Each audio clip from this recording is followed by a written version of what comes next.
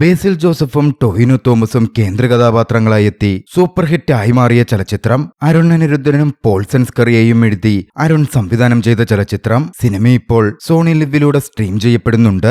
കാണാൻ താല്പര്യമുള്ളവർ അവിടെ നിന്നും കാണുമല്ലോ. വിശദമായ കഥയിലേക്ക് പോകുന്നതിനു മുമ്പ് സിനിമാ കഥകൾ കേൾക്കാൻ താല്പര്യമുള്ള പുതിയ കൂട്ടുകാരുണ്ടെങ്കിൽ നമ്മുടെ ചാനൽ ഒന്ന് സബ്സ്ക്രൈബ് ചെയ്യണേ. കൂട്ടുകാർക്ക് ഷെയർ ചെയ്ത് കൊടുക്കുകയും കമന്റ് ചെയ്യുകയും ലൈക്ക് ചെയ്യുകയും ചെയ്യൂ.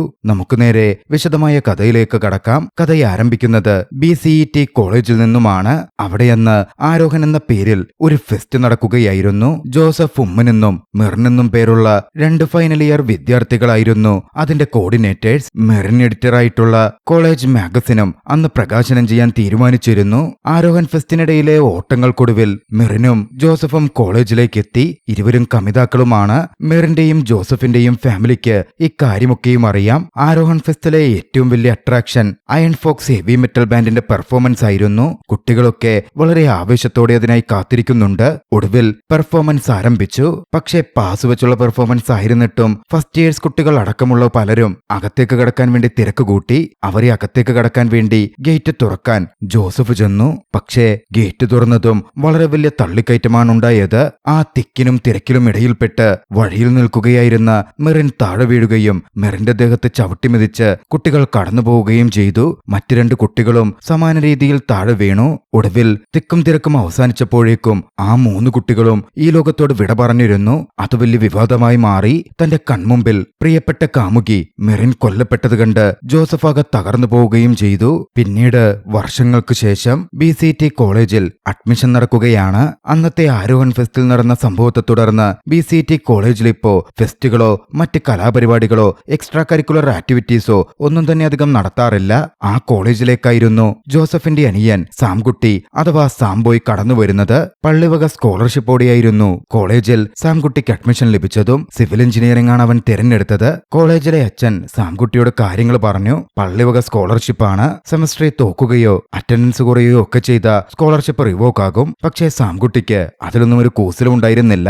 വളരെ എനർജറ്റിക്കായി ആക്റ്റീവായി കാണപ്പെടാൻ സാംകുട്ടി ഇഷ്ടപ്പെട്ടിരുന്നു. തന്നെ സാംകുട്ടിക്ക് വലിയ കാര്യമാണ്.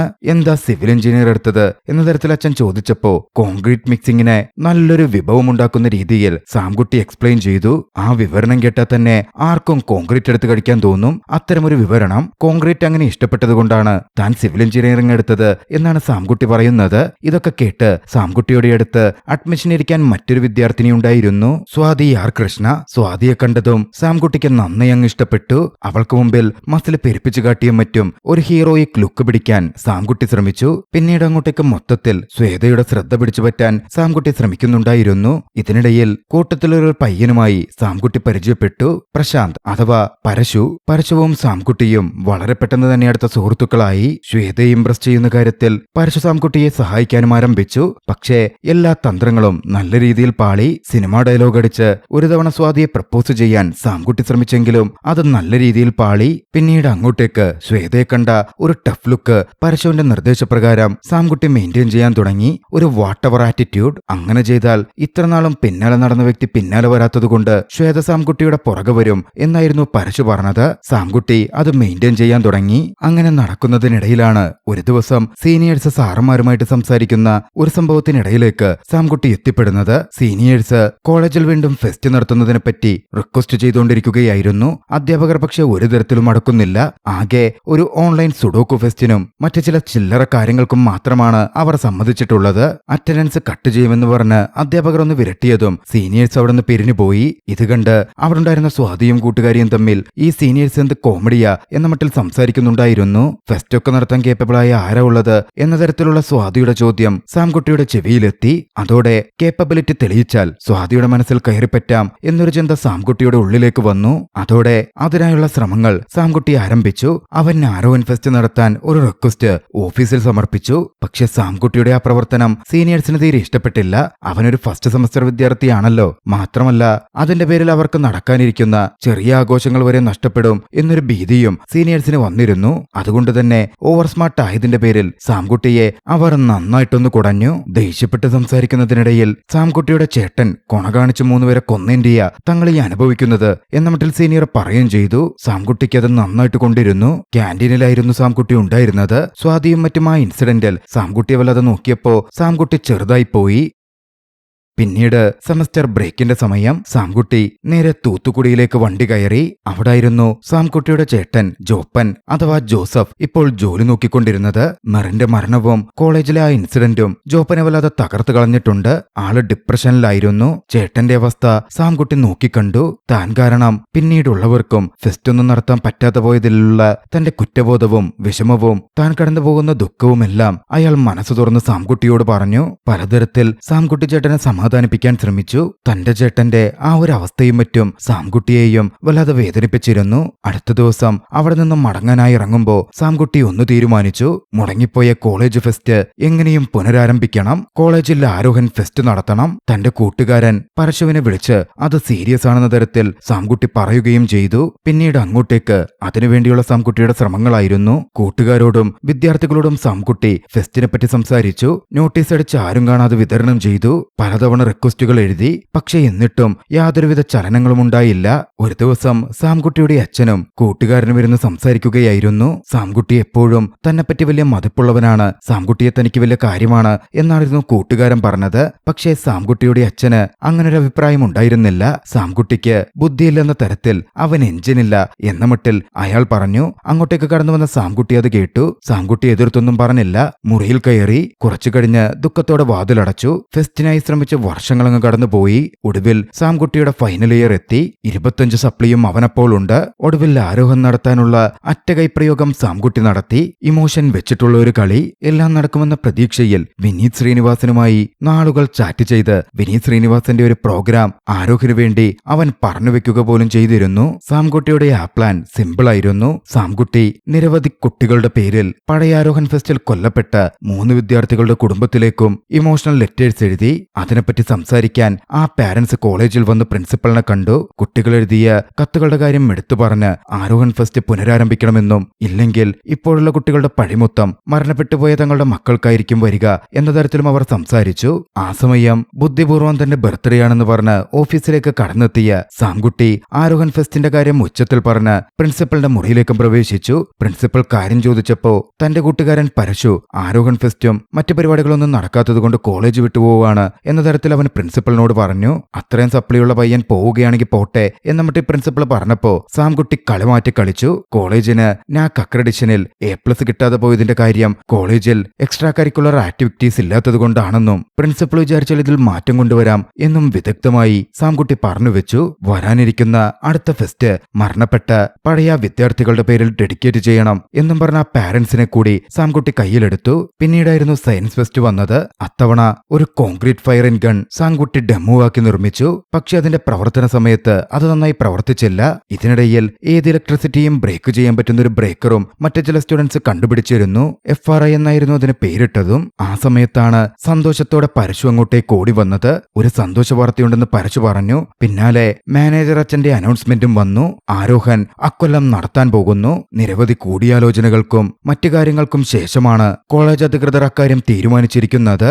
അത് സാംകുട്ടിയുടെ വിജയമായിരുന്നു. സാംകുട്ടിയും മറ്റു കുട്ടികളും അത്രമേൽ സന്തോഷിച്ചു. തന്റെ ചേട്ടൻ ജോസഫിനെ വിളിച്ച് സാംകുട്ടി ആ സന്തോഷ വർത്തമാനം പങ്കുവെക്കുകയും ചെയ്തു. ജോസഫിനും തെല്ലൊന്ന് സന്തോഷം തോന്നി. അങ്ങനെ അതിനെപ്പറ്റി സംസാരിക്കാൻ വേണ്ടി കോളേജിൽ ഒരു മീറ്റിംഗ് ചേർന്നിരുന്നു. സാംകുട്ടിയെ പൊക്കിയെടുത്ത് എല്ലാവരും അങ്ങോട്ടേക്ക് എത്തുമ്പോൾ കണ്ടത് കോളേജിൽ വലിയ ആള് കളിച്ചു നടക്കുന്ന ആൽഫ മെയിൽ എന്ന് സ്വയം അവകാശപ്പെടുന്ന വിവി എന്നൊരു പയ്യൻ താനാണ് ആരോഹൻ വീണ്ടും നടക്കാൻ വേണ്ടി എല്ലാ ശ്രമങ്ങളും നടത്തിയത് എന്ന് പറഞ്ഞ് ക്രെഡിറ്റ്സ് അടിച്ചെടുക്കുന്നതായിരുന്നു.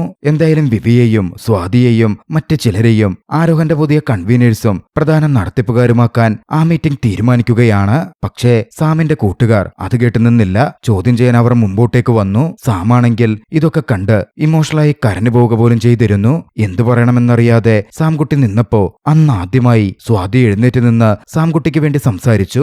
ആരോഹൻ ഫെസ്റ്റ് നടക്കാൻ ആദ്യം മുതലേ സാംകുട്ടി ചെയ്ത ഓരോ പ്രവൃത്തികളും അത് കാരണം സാംകുട്ടിക്ക് വീണ ഇരട്ടപ്പേര് വരെ സ്വാതി ആ മീറ്റിംഗിൽ വെച്ച് എടുത്തു പറഞ്ഞു. അക്കാര്യം എല്ലാവർക്കും അറിയാവുന്നതാണെന്നും അതുകൊണ്ട് ആരോഹന്റെ കൺവീനറാകാൻ സാംകുട്ടിയേക്കാൾ മികച്ച മറ്റൊരാളില്ല എന്നും സ്വാതി ശക്തമായ സ്വരത്തിൽ പറഞ്ഞു. മറ്റുള്ളവർ കൂടി അത് അംഗീകരിച്ചതോടെ സാംകുട്ടി കൺവീനറായി തിരഞ്ഞെടുക്കപ്പെട്ടു. സാംകുട്ടിക്ക് വീണ്ടും സ്വാതിയോടുള്ള ഇഷ്ടവും വളർന്നു വന്നു. ഇതിനിടയിൽ സ്വാതിയുടെ 2 ബ്രേക്കപ്പ് കഴിഞ്ഞിരുന്നു എന്നുള്ളത് മറ്റൊരു കാര്യം.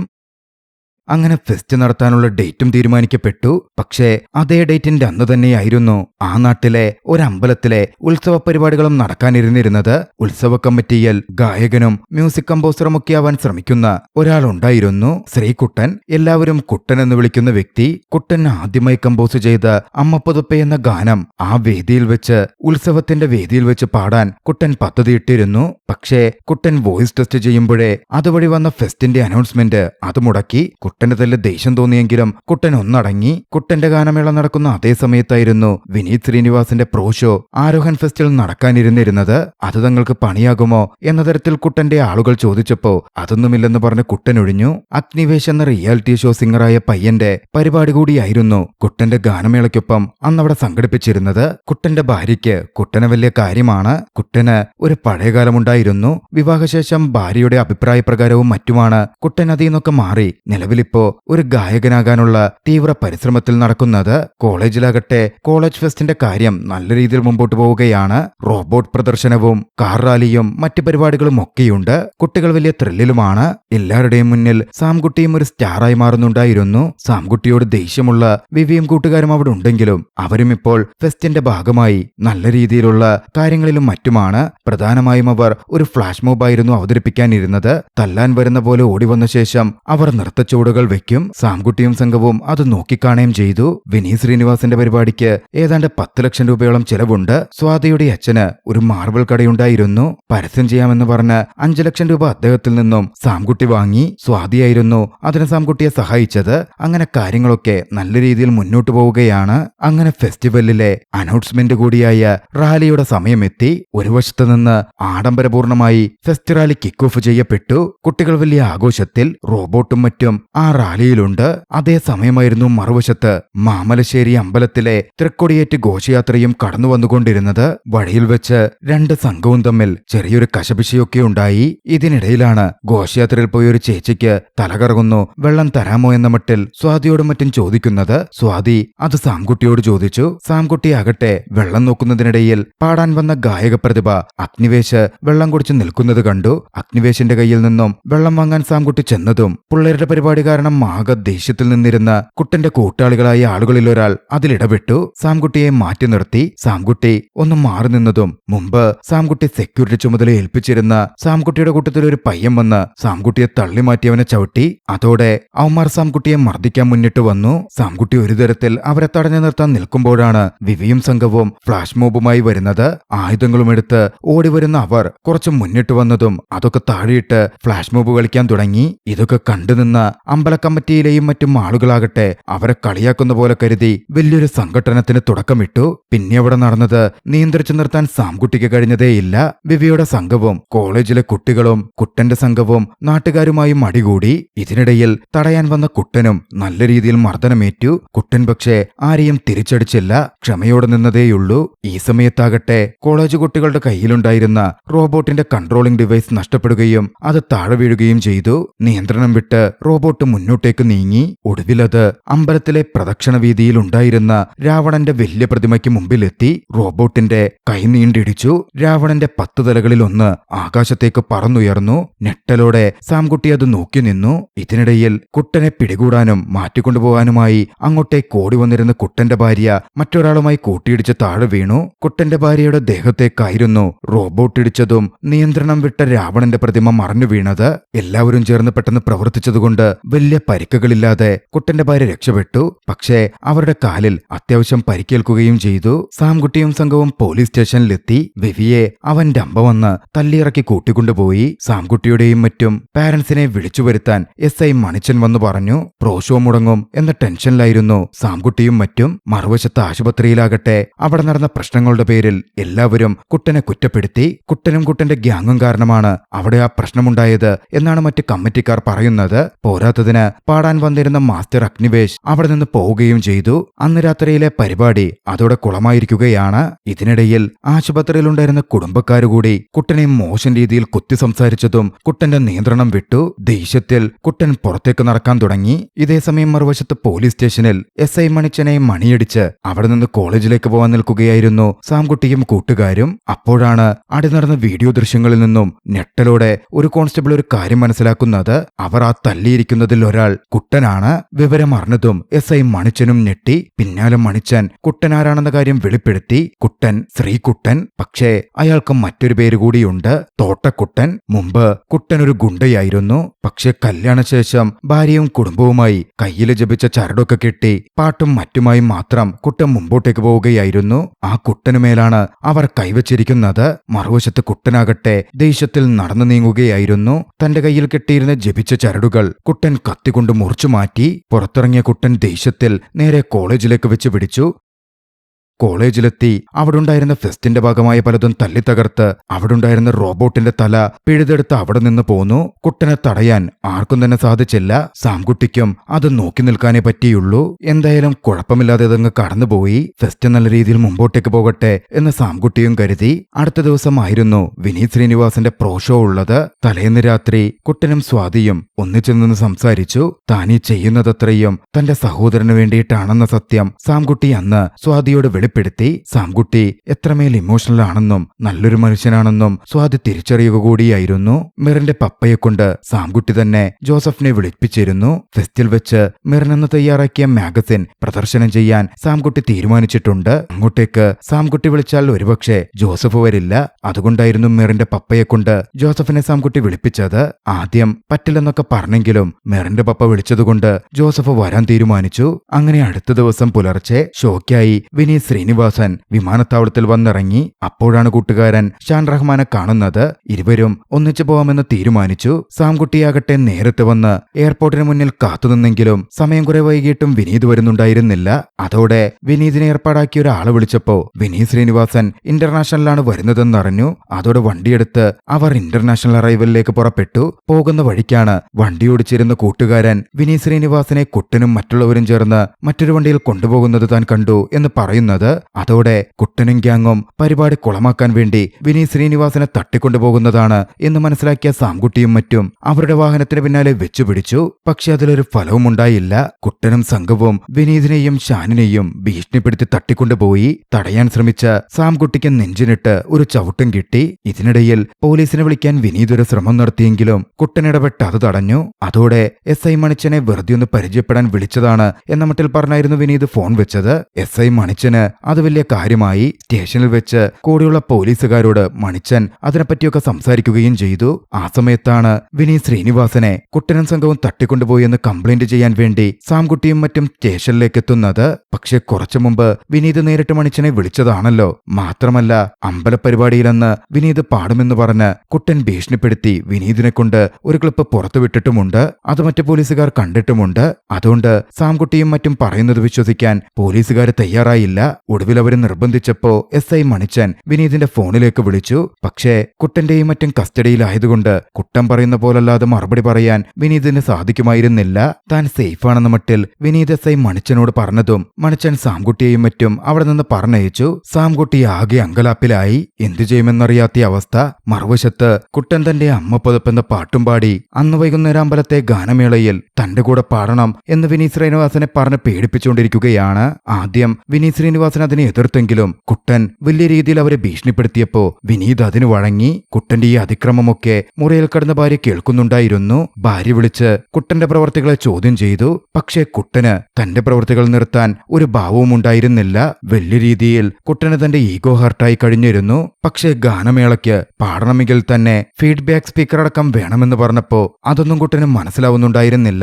ഒടുവിൽ പണം റെഡിയാക്കാൻ വേണ്ടി ഫെസ്റ്റിൽ നടക്കുന്ന മഡ്രൈസിൽ പങ്കെടുക്കാൻ കുട്ടൻ തീരുമാനിച്ചു. മികച്ച പ്രകടനത്തിലൂടെ കുട്ടൻ അതിൽ വിജയിച്ചു. വിജയിച്ചതിന് ശേഷം മൈക്ക് വാങ്ങി കോളേജിലെ കുട്ടികളോടായി കുട്ടൻ സംസാരിച്ചു. അന്ന് വൈകുന്നേരം അമ്പലത്തിലെ ഗാനമേളയിൽ വിനീത് ശ്രീനിവാസൻ പാടുമെന്നും എല്ലാവർക്കും ഫ്രീയായി അത് കാണാൻ വേണ്ടി അങ്ങോട്ടേക്ക് വരാം എന്ന മട്ടിലുമായിരുന്നു കുട്ടൻ പറഞ്ഞത്. അതോടെ കോളേജിലാകെ ഒരു പ്രശ്നാന്തരീക്ഷം ഉടലെടുത്തു. പ്രോഷോക്ക് വിനീത് എത്തും എന്നാണല്ലോ പറഞ്ഞിരിക്കുന്നത്. കുട്ടൻ പറയുന്നു അമ്പലത്തിൽ പാടുമെന്ന്. അപ്പൊ പ്രോഷോക്ക് എങ്ങനെ വിനീത് എത്തും? ആ പടം സാംകുട്ടി മുക്കിയതാണോ എന്നുവരെയുള്ള ചോദ്യങ്ങൾ ഉയർന്നു. സ്വാതി വരെ സാംകുട്ടിയെ സംശയിച്ചു. നമ്മളൊരു ടീമായിരുന്നെന്നാ ഞാൻ കരുതിയത്. എല്ലാ പ്രതീക്ഷകളും സാംകുട്ടി നശിപ്പിച്ചു എന്ന മട്ടിൽ സ്വാതി സംസാരിച്ചു. എല്ലാം കൊണ്ടും സാംകുട്ടിയുമാകെ തകർന്നിരുന്നു. എന്തു ചെയ്യുമെന്നറിയാതെ സാംകുട്ടി അവിടെ പാർക്ക് ചെയ്തിരുന്ന പഴയൊരു ബസ്സിൽ പോയിരിക്കുമ്പോ ഫെസ്റ്റിലെ ആർജെ അവിടെ ഒരു ഓഡിയോ ക്ലിപ്പിംഗ് പ്ലേ ചെയ്തു. ആരോഹന്റെ ആദ്യകാല കൺവീനറായ ജോസഫ് ആരോഹന്റെ ലോഗോയെപ്പറ്റി പറയുന്ന വാക്കുകളായിരുന്നു അത്. അത്രമേൽ പ്രചോദനാത്മകമായ ആരോഹൻ എന്തിനു വേണ്ടി നടത്തപ്പെടുന്നു എന്ന് സൂചിപ്പിക്കുന്ന കുറച്ച് വാചകങ്ങൾ. ഒരു പക്ഷി സേഫായ ഒരു ചില്ലയിലിരിക്കുകയായിരുന്നു. പക്ഷേ ആ ചില്ല ഒടിയേണ്ടി വന്നു. ആ പക്ഷിക്ക് പറന്നുയരാൻ, ആ പക്ഷിയുടെ പറക്കൽ ആരോഹൻ. പക്ഷേ തനിക്കതിലേറ്റവും പ്രിയപ്പെട്ടത് ആ ഒടിഞ്ഞു വീണ ചില്ലയാണെന്നും ആ ചില്ല പക്ഷി എവിടെയൊക്കെ കറങ്ങി വന്നാലും എന്നെങ്കിലും ഒരിക്കൽ ആർക്കെങ്കിലുമൊക്കെ ഉപകാരപ്പെടുന്ന ഒന്നായി മാറിയേക്കാം എന്ന തരത്തിലും വാക്കുകൾ ജോസഫ് അന്ന് പറഞ്ഞിരുന്നു. ഏറെ മോട്ടിവേഷൻ ലഭിക്കുന്ന ആ വാക്കുകൾ കേട്ട് സാംകുട്ടി എഴുന്നേറ്റു. ഒന്നും ഒന്നിന്റെയും അവസാനമല്ല എന്ന ജോസഫിന്റെ വാക്കുകൾ ഉൾക്കൊണ്ട് മുന്നോട്ട് പ്രവർത്തിക്കാൻ അവൻ തീരുമാനിച്ചു.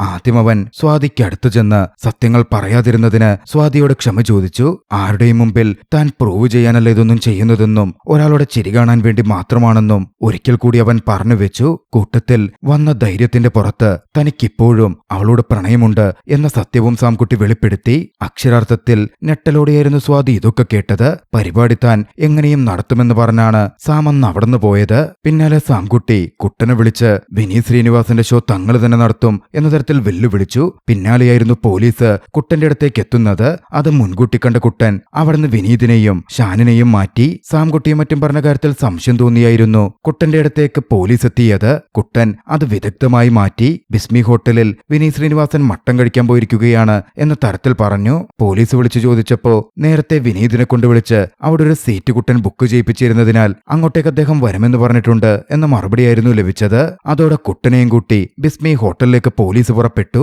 മറുവശത്താകട്ടെ കോളേജിലെ പ്രശ്നം തൽക്കാലമൊന്ന് പരിഹരിക്കാൻ സാംകുട്ടനും സംഘവും വിനീത് ശ്രീനിവാസന്റെ ബോഡി ഡബിളിനെ ഇറക്കി. അത് വെച്ച് കാര്യങ്ങൾ ഒരു തരത്തിൽ തൽക്കാലത്തേക്കൊന്ന് പരിഹരിച്ചു നിർത്തി. സമയം അപ്പോഴേക്കും സന്ധ്യയായി കഴിഞ്ഞിരുന്നു. വിനീത് ശ്രീനിവാസനും ഷാനും എവിടെയാണുള്ളത് എന്ന് കണ്ടെത്താൻ സാംകുട്ടിയും കൂട്ടുകാരും ചേർന്ന് ശ്രമം ആരംഭിച്ചു. ഒടുവിൽ ഡ്രോൺ ഉപയോഗിച്ചുള്ള പരിശോധനയിൽ അവർ അവിടുത്തെ ഒരു സ്കൂളിലാണുള്ളത് എന്നവർ മനസ്സിലാക്കി. അടുത്തതായി കുട്ടന്റെ ആളുകളെ വെട്ടിച്ച് അവിടുന്ന് അവരെ രക്ഷപ്പെടുത്തുക എന്ന ടാസ്ക് ആയിരുന്നു. അതിനവർ കോളേജ് കുട്ടികൾ തന്നെ ഡെവലപ്പ് ചെയ്ത ഡിവൈസ് ഉപയോഗിച്ച് അവിടെ മൊത്തത്തിലുള്ള കറണ്ട് കളഞ്ഞു. പിന്നാലെ നെറ്റ് വിഷൻ ഉപയോഗിച്ച് കെട്ടിടത്തിലേക്ക് കടന്നുകയറി വിനീതിനെയും ഷാനിനെയും മോചിപ്പിച്ചു. മറുവശത്താകട്ടെ വിനീത് ശ്രീനിവാസന്റെ പരിപാടിക്കുള്ള സമയമെടുത്തുകൊണ്ടിരിക്കുകയാണ്. പോലീസുകാരുടെ കൂടെ ഉണ്ടായിരുന്ന കുട്ടനാകട്ടെ കാര്യങ്ങൾ കൈവിട്ടു പോകുന്നു എന്നറിഞ്ഞതും പോലീസുകാരെയും മടിച്ചിട്ട് പോലീസ് ജീപ്പും എടുത്ത് വിനീതിന്റെ പരിപാടി തടയാനായി പുറപ്പെട്ടു. ഇതിനിടയിൽ ഷാനിനെയും വിനീതിനെയും രക്ഷിച്ച് സാംകുട്ടിയാകട്ടെ കുട്ടൻ പിഴുതെടുത്തുകൊണ്ടുപോയ കോളേജിലെ റോബോട്ടിന്റെ തലയടക്കം തിരികെയെടുത്ത് കൂട്ടുകാരൻ ഡെന്നിച്ചന്റെ കാറിൽ അവരെ രക്ഷപ്പെടുത്തിക്കൊണ്ടുവന്നു. പക്ഷേ രക്ഷപ്പെട്ടു പോകുന്ന വഴിയിൽ ആദ്യമൊന്നും കോളേജ് പരിപാടിക്ക് പോകാൻ വിനീത് സമ്മതിക്കുന്നുണ്ടായിരുന്നില്ല. എയർപോർട്ടിലേക്കോ പോലീസ് സ്റ്റേഷനിലേക്കോ പോകാമെന്നായിരുന്നു പറഞ്ഞുകൊണ്ടിരുന്നത്. പക്ഷേ സാംകുട്ടി റിക്വസ്റ്റ് ചെയ്തപ്പോ അവസ്ഥ പറഞ്ഞ് മനസ്സിലാക്കിയപ്പോ ഫെസ്റ്റിൽ പാടാൻ പോവാമെന്ന് വിനീത് സമ്മതിച്ചു. പക്ഷേ വഴിയിൽ വെച്ച് ഡെന്നിച്ചന്റെ കാറിലെ പെട്രോൾ തീർന്നു. അതോടെ അവർക്ക് അവിടെ നോടി ഫെസ്റ്റ് നടക്കുന്നിടത്തേക്ക് പോകേണ്ടി വന്നു. പക്ഷേ വഴിയിലുടനീളം കുട്ടന്റെ ആളുകളുണ്ടായിരുന്നു. ഒരു ഘട്ടത്തിൽ കുട്ടന്റെ ആളുകളോട് വരെ എതിരിട്ട് വേണമായിരുന്നു അവർക്ക് ഫെസ്റ്റ് നടക്കുന്ന വേദിയിലേക്ക് എത്താൻ. അപ്പോഴേക്കും വിനീത് ഇല്ലെന്നും അവിടുള്ളത് വിനീതിന്റെ ബോഡി ഡബിൾ ആണെന്നും പറഞ്ഞ് പ്രശ്നങ്ങൾ അരങ്ങേറാൻ ആരംഭിച്ചിരുന്നു. ബോഡി ഡബിളിന്റെ ശബ്ദ സഹായത്തോടെ തൽക്കാലം ആളുകളെ പിടിച്ചു നിർത്താൻ സാംകുട്ടിയുടെ കൂട്ടുകാർക്ക് കഴിഞ്ഞു. അപ്പോഴേക്കും കുട്ടൻ അങ്ങോട്ടേക്ക് എത്തിയിരുന്നു. പരിപാടി തടയാൻ വേണ്ടി കുട്ടൻ മുന്നിട്ട് പോകാൻ നോക്കിയെങ്കിലും സാംകുട്ടിയും മറ്റുള്ളവരും ചേർന്ന് കുട്ടനെ തടയാൻ ശ്രമിച്ചു. സംഘട്ടനം നടന്നു. ഒടുവിൽ രക്ഷപ്പെടാൻ സാംകുട്ടി താൻ തന്നെ ഉണ്ടാക്കിയ കോൺക്രീറ്റ് ഗൺ ഉപയോഗിച്ചു. അതുപയോഗിച്ച് കുട്ടനെ അടിച്ചു വീഴ്ത്തി. അപ്പോഴേക്കും വിനീത് ശ്രീനിവാസന്റെ ഗാനമേള ആരംഭിച്ചിരുന്നു. വേദിയിലേക്ക് വരുന്നതിന് പകരം കോമ്പൗണ്ടിൽ നിർത്തിയിട്ടിരുന്ന ജനക്കൂട്ടത്തിന് നടുവിലുള്ള പഴയ ബസിന്റെ മുകളിൽ നിന്നിട്ടായിരുന്നു വിനീത് ഗാനമാലപിച്ചത്. എന്തായാലും ഫെസ്റ്റിൽ വിനീതിനെ എത്തിച്ചു. പരിപാടി തുടങ്ങുകയും ചെയ്തു. അതോടെ സാംകുട്ടി സേഫായി. ഇനി വേണമെങ്കിൽ കുട്ടനോട് പരിപാടി നിർത്തി വിനീതിനെ കൊണ്ടുപോയിക്കോളാൻ സാംകുട്ടി പറഞ്ഞു. ദേഷ്യത്തിലെഴുന്നേറ്റ കുട്ടൻ സാംകുട്ടിയെ വലിയ രീതിയിൽ ചീത്ത വിളിച്ചു. താൻ വെറും പട്ടിയായിപ്പോയില്ലേ എന്ന മട്ടിലൊക്കെ സംസാരിച്ചു. ഈഗോ ഈഗോയിൽ വലിയ രീതിയിൽ രോഷം പൂണ്ടു നിൽക്കുകയായിരുന്നു കുട്ടൻ. അപ്പോഴാണ് കുട്ടന്റെ ഭാര്യ വിളിക്കുന്നത്. പ്രശ്നങ്ങൾ കമ്മിറ്റിക്കാർ സോൾവ് ചെയ്തെന്നും മാസ്റ്റർ അഗ്നിവേശെത്തി അവിടെ ഗാനമേള വീണ്ടും നടക്കുകയാണെന്നും കുട്ടൻ ആവശ്യമില്ലാതെ പ്രശ്നങ്ങളിൽ നിന്ന് പ്രശ്നങ്ങളിലേക്കാണ് പോകുന്നത് എന്നും കുട്ടന്റെ ഭാര്യ എടുത്തു പറഞ്ഞു. പക്ഷെ അപ്പോഴും കുടുംബക്കാർ അതിലും കോലിട്ടിളക്കി കുട്ടനെ വീണ്ടും ദേഷ്യം പിടിപ്പിച്ചു. ഒടുവിൽ തോട്ടയെടുത്ത് വേദിയിലേക്കെറിഞ്ഞ് പൊട്ടിച്ച് എല്ലാം പ്രശ്നമാക്കാൻ വേണ്ടി കുട്ടൻ തോട്ടയുമായി മുന്നിട്ടിറങ്ങി. തന്റെ സംഘത്തിനൊപ്പം കുട്ടൻ തോട്ടയും കത്തിച്ച് നടന്നുവരുന്നത് വേദിയിൽ നിന്നും വിനീത് ശ്രീനിവാസൻ കണ്ടു. പ്രശ്നമാണെന്ന് കണ്ടതും വിനീത് ഷാനിന് നിർദ്ദേശം കൊടുത്തു. ട്യൂൺ മാറ്റി. കുട്ടൻ തോട്ടയെറിയുന്നതിനു മുമ്പ് കുട്ടന്റെ അമ്മ പതപ്പേ എന്ന ഗാനം വിനീത് പാടാൻ തുടങ്ങി. അതോടെ കുട്ടൻ സ്റ്റെക്കായിട്ട് നിന്നു. കുട്ടന്റെ മനസ്സ് നിറഞ്ഞു. കുട്ടനുണ്ടാക്കിയ പാട്ട് വിനീത് പാടുന്നു. മാത്രമല്ല അമ്മയുടെ ഓർമ്മകളും കുട്ടന്റെ ഉള്ളിലേക്ക് വന്നു. പോരാത്തതിന് ശ്രീകുട്ടനാണ് ഈ പാട്ടെഴുതിയത് എന്ന് വേദിയിൽ നിന്നും വിനീത് വിളിച്ചു പറയുക കൂടി ചെയ്തു. അതോടെ കുട്ടനടങ്ങി. കത്തിച്ച തോട്ട കുട്ടന്റെ ആളുകൾ തന്നെ കെടുത്തുകയും ചെയ്തു. എല്ലാവരും തന്റെ പാട്ട് ആസ്വദിക്കുന്നതും കണ്ട് കുട്ടൻ സന്തോഷം പൂണ്ടു. അപ്പോഴേക്കും പോലീസും എത്തി. കുട്ടനെയും സംഘത്തെയും പോലീസ് കൊണ്ടുപോയി. വിനീത് ശ്രീനിവാസന്റെ പരിപാടി ഗംഭീരമായി നടന്നു. അതിനിടയിൽ മിറിന്റെ മാഗസിൻ പ്രകാശനം വിനീത് തന്നെ അനൗൺസ് ചെയ്തു. പ്രകാശനത്തിന് മിറിന്റെ പാരന്റ്സും ജോസഫും അന്നത്തെ ബാച്ചിലുള്ള എല്ലാവരും വേദിയിൽ കയറി. മാഗസിൻ പ്രകാശനം ഭംഗിയായിട്ട് നടന്നു. ജോസഫിന്റെ മുഖത്ത് ചെറു പുഞ്ചിരി വന്നു. വൈകാതെ ഈ പരിപാടി അത്രമേൽ ഗംഭീരമാക്കിയ സാംകുട്ടിയും വേദിയിലേക്ക് ക്ഷണിക്കപ്പെട്ടു. വേദിയിലേക്ക് കയറുമ്പോ ഏറെ അഭിമാനത്തോടെ സന്തോഷത്തോടെ അവൻ തന്റെ ചേട്ടനെ നോക്കി. ഇടറുന്ന ശബ്ദത്തോടെ നിറക്കണ്ണുകളോടെ സാംകുട്ടി കുട്ടികളോട് സംസാരിച്ചു. ഫെസ്റ്റിനു വേണ്ടി കൂടെ നിന്നവർക്ക് നന്ദി പറഞ്ഞു. താൻ എടുത്തുകൊണ്ടുവന്ന റോബോട്ടിന്റെ തല തങ്ങൾ വിജയിച്ചു എന്ന് സൂചിപ്പിച്ച് സാംകുട്ടി ഉയർത്തിക്കാട്ടി. പിന്നാലെ സ്വാതിയുടെ അടുത്തെത്തി. സ്വാതി ഹഗ് ചെയ്ത് സാംകുട്ടിയെ വരവേറ്റു. സാംകുട്ടിയും സ്വാതിയെ ഹഗ് ചെയ്തു. പിന്നാലെ വിനീത് സാംകുട്ടിയെ വിളിച്ചു പറഞ്ഞു, ആ പെൺകുട്ടിക്ക് നിന്നോട് ചെറിയ പ്രേമമുണ്ടെന്ന് തോന്നുന്നല്ലോ, അതെങ്ങനെ മനസ്സിലായെന്ന് ചോദിച്ചപ്പോ അവളുടെ കണ്ണ് കണ്ട മനസ്സിലാകും എന്നായിരുന്നു വിനീതിന്റെ മറുപടി. ഏവരും ഏറെ സന്തോഷത്തോടെ ഫെസ്റ്റിന്റെ ആഘോഷങ്ങൾ പൂർണ്ണമാക്കി. ആ ദൃശ്യങ്ങളിൽ ചലച്ചിത്രം അവസാനിക്കുന്നു. കുട്ടനാകട്ടെ പിന്നീട് കേസൊക്കെ കഴിഞ്ഞിറങ്ങി വന്ന് വീണ്ടും ചരടൊക്കെ കെട്ടി ഗാനമേളയും മറ്റുമായി മുമ്പോട്ട് പോവാൻ തുടങ്ങി. നിങ്ങൾക്ക് ഈ കഥ ഇഷ്ടമായെങ്കിൽ വീഡിയോ ലൈക്ക് ചെയ്യുക. അഭിപ്രായങ്ങളും നിർദ്ദേശങ്ങളും കമന്റുകളിൽ രേഖപ്പെടുത്തുക. കഴിയുമെങ്കിൽ ചാനൽ സബ്സ്ക്രൈബ് ചെയ്തും കൂട്ടുകാർക്ക് ഷെയർ ചെയ്തു കൊടുത്തും ഞങ്ങളെ സപ്പോർട്ട് ചെയ്യുക. അടുത്ത എപ്പിസോഡിൽ മറ്റൊരു മികച്ച ചലച്ചിത്രവുമായി നമുക്ക് കണ്ടുമുട്ടാം. അതുവരെ ബൈ.